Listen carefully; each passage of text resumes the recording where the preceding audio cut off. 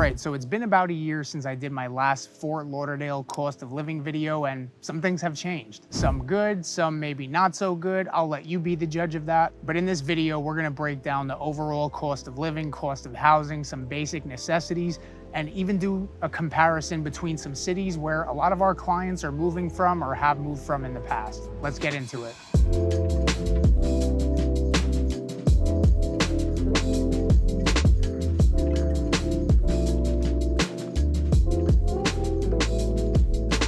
So let me just say first that winter has gone on for way too long here in Florida. I'm actually kind of surprised, and it's kind of sad how quick my body's adjusted to being cold at 60 degrees. But this is one of the first days that it's been warm out and the sun's been out in a little while. You'll understand when you move here. But okay, cost of living. I think we can all agree that the cost of living in Fort Lauderdale is high. 22% higher than the national average, to be exact, and that's compared to 23% from the video I did last year. Not a huge difference, but it's something, and we'll get into the details of that in a little bit. But let's talk about the biggest factor when it comes to cost of living, and the biggest factor for most of our clients moving here, and presumably for most of you watching, which is cost of housing, which has actually increased by 2%. So this time last year, it was 59% above the national average. As of the recording of this video, it's 61%. And you can actually look at this in one of two ways. You can be mad or just not like the fact that the cost of housing has gone up by 2% in the last year. Or you can spin this into a positive and say the cost of housing has gone up by 2% in a year where sales were at its lowest and mortgage rates were at its highest in the last 20 to 30 years. So this means the value of homes are increasing here, which is a good thing. And if you think it's high now, what do you think is gonna happen to the cost of housing when interest rates finally do drop? I think we all know the answer to that, but I digress. This is not what this video is about. But I did just want to throw that out there for some of the doomsday people. It's happening. So let's break this down. I'm actually gonna get on my computer and break down the cost of living, but not just the big picture numbers, but some of the daily necessities, things that you're gonna experience every single day living out here. And then we'll get into some comparisons between different cities that our clients are moving from. But before we do that, I do just wanna remind you that we are a team of realtors here in Florida, and we make these videos to give you something that I didn't have when I moved out here 5 years ago. But more than we love making these videos, we love the opportunity to connect with you and earn your real estate business. So whether you're buying or selling in South Florida, feel free to give us a call, text, or email at any time. And I'm happy to jump on a Zoom call with you and help you in any way that I can. So I want to show you a couple of different sources for cost of living. And the first one, which we'll just give a general breakdown, is going to be Payscale.com, which I refer to quite a bit. So here we have the general cost of living in Fort Lauderdale, 22%, housing 61%, but then we get into utilities and groceries. And as you can see, utilities not that far off from the national average at 6%, groceries 19%, so a little bit higher, but we'll get into the breakdowns of that.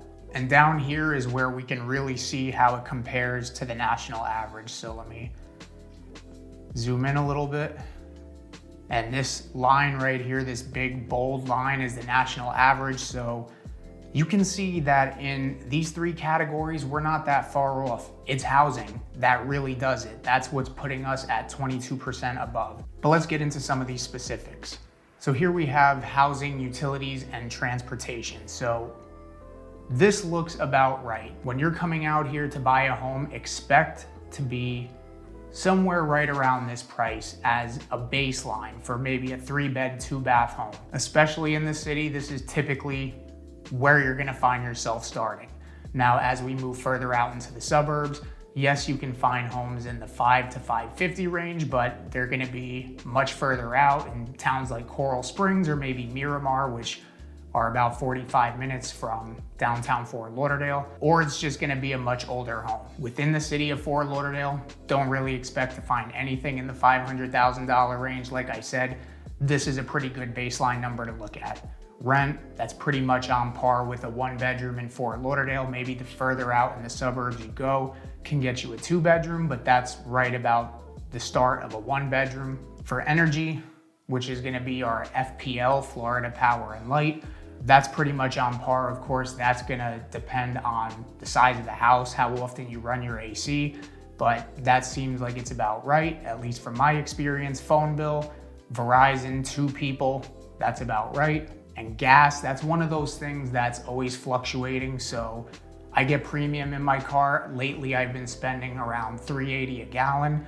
I have seen regular lately for closer to $3.20 to $3.30, but I guess that's right about mid-grade.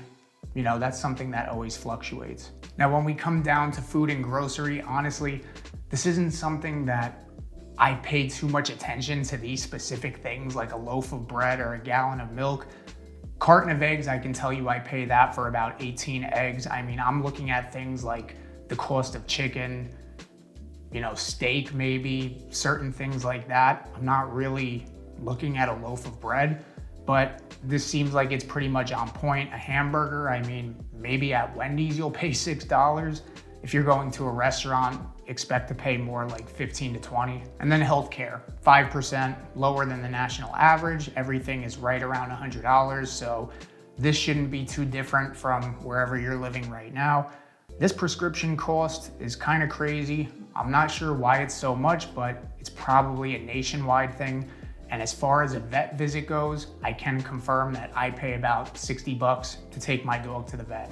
Okay, so before we move on, I do want to talk about some of those transportation costs. Now, when you move out here, you most likely will be owning a car because although there are some really walkable areas, South Florida is a driving metro area just because everything is pretty much spread out for the most part. So when it comes to owning a car, the first thing you'll obviously have to do is register your car. And car registration out here, it's not bad. It's about $225 for the initial fee. And then moving forward, it's about $75 per year for a 1-year registration. And then you have the option to do 2 years as well. Now, one mistake I don't want you to make that I made when I first moved out here is when you're registering your car for the first time, or any time for that matter, make sure you go to a DMV because you will see places that just say auto tags, and they are not the DMV. They are a third-party company, and they will charge you a lot to register your car. I didn't know any better, so I went to one of those places, and I wound up paying about $600 to register my car for the first time, when the initial fee from the DMV is only $225. So please, don't make that mistake. Now, as far as car insurance goes, Florida does have some of the highest car insurance in the country due to the amount of claims.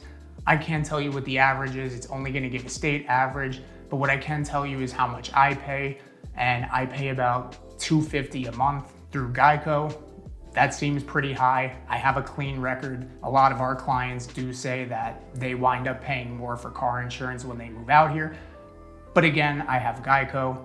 I don't know if that has anything to do with it. There are more affordable options out there, but just keep in mind that you will most likely be paying more than where you're currently coming from. Okay, so this next website I want to show you is RentCafe, and it's more than just rentals. It's actually a really good website that I just discovered not too long ago for comparing cost of living between different cities. And Payscale does compare, but this one actually breaks down the different categories and compares them, whereas Payscale, you really can only compare the salaries. And we're gonna take a look at where our last couple clients moved from and where a majority of you guys reach out to us from and compare it to Fort Lauderdale, just to give you an idea of how this works. So what you're gonna do is you're just gonna put in your city. We'll start with Chicago. We're gonna use $100,000 as a baseline salary. And you can see that Fort Lauderdale is actually 2% higher than Chicago. Payscale.com probably would have told you the same thing, but here it breaks it down even more. So we can see a majority of that is coming from housing, 18% higher in Fort Lauderdale. So you can compare the monthly rents.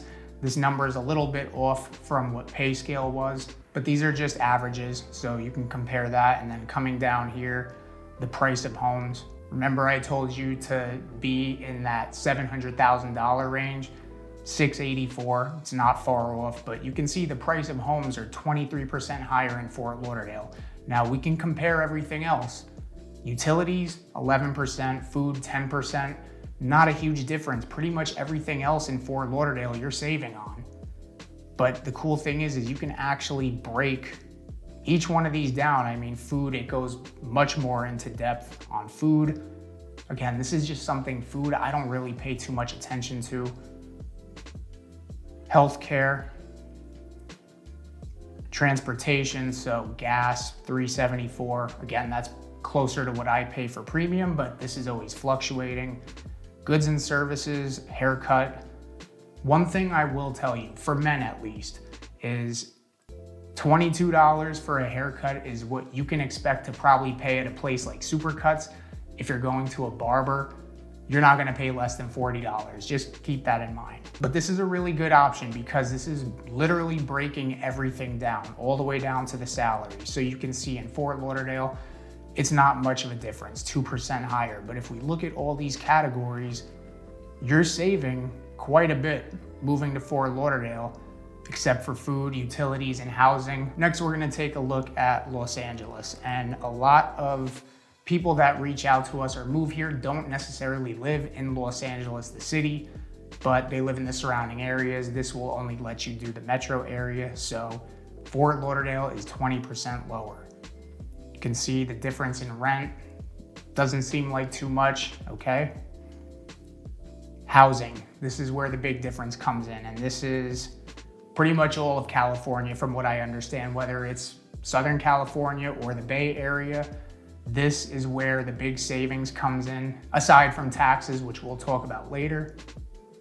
But then you can see everything broken down. Fort Lauderdale, you're saving a lot of money. And then income, it's not that much of a difference, $3,000. This is always gonna vary on your job. And then so the last place that I wanna look at, we have a lot of people that move here from New York, some from Queens, some from Manhattan.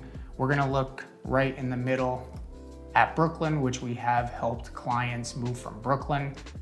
And you can see it's 27% lower in Fort Lauderdale. Look at the difference in the rent price. We have clients that live in Manhattan or have lived in Manhattan that were paying this or $4,000 a month for a studio apartment, and they were able to buy a house down here for the same monthly payment. Now, if we look at housing, this is why nobody owns a home in New York. It is pretty much half the price to own a home down here. Utilities, I guess it's pretty much even, it's not showing anything. Everything is lower in Fort Lauderdale. The salary, it's showing that it's the same pretty much. Now, if you live in Brooklyn, maybe you work in Manhattan, maybe you do work in Brooklyn, but one thing about New York is your salary taking a hit with the transportation fees because you're most likely commuting, and taxes. And speaking of taxes, I'm no tax expert, but let's talk about it. I mentioned saving in taxes, and one of the top reasons that people move here is because we have no state income tax in Florida. And you do have to be a resident to qualify, which means you have to be living here for 183 days or just over 6 months. And one thing to keep in mind is, depending on your job or your industry, you may take a hit on salary when you come down here. So while yes, you will be saving on the state income tax, for some people, it just doesn't always benefit them. Sales tax is 7%, Florida charges 6%, Broward County charges 1%. From what I've seen, that's pretty much on par with the rest of the country. But for all my Jersey people that don't pay sales tax on retail, you will have to give that up. But now let's talk about the big one, which is property taxes. We have seen property taxes go up quite a bit in the last few years, and you can expect to pay somewhere between 1.7% to 2% of the purchase price of your home, depending on which city you move to. One thing I do want to warn you about, especially if you're looking at homes online and you see an $800,000 house and the taxes are showing $4,000, that means that that home hasn't been sold in a while, and you should expect to pay something more in the $14,000 to $15,000 range. And for people who are permanent residents of their homes, which just means 183 days or 6 months or longer, you will have the option to use the homestead exemption, which is just a tax benefit that can save you up to $50,000 per year on the taxable value of your home. Now, you may notice I haven't spoken about homeowners insurance, and honestly, I would be doing you a disservice if I tried to give you a quote on homeowners insurance or an average, because it depends on so many different factors, and I just can't give you a number without knowing the specifics of a home. How old's the roof? Are you in a flood zone? Do you have storm protection? How far from the coast are you? And if you try to look online at the state's average cost of homeowners insurance, it's just gonna mislead you because Florida's a big state. Not everybody's moving to everywhere in Florida. People are only moving to certain areas like Miami, Fort Lauderdale, Tampa, Orlando, The state is much bigger than that. So when you see a state average, it's gonna mislead you for what you would pay moving down here. Just know that homeowners insurance is pricey down here, but we do have a great insurance guy that will get you the best rate possible. Now, I know this probably wasn't the most exciting video ever, but this is a necessary step in your research phase to see if making a move like this even makes sense for you. So I hope you got value from this video. If you want to go deeper into any more specific areas, reach out to us at any time or go to the link in my description. You could skip the line and book a Zoom call with me directly, and I'm happy to help you that way. In the meantime, we do appreciate you all and the trust that you put into us. Enjoy the rest of your weekend, and we'll catch you on the next one.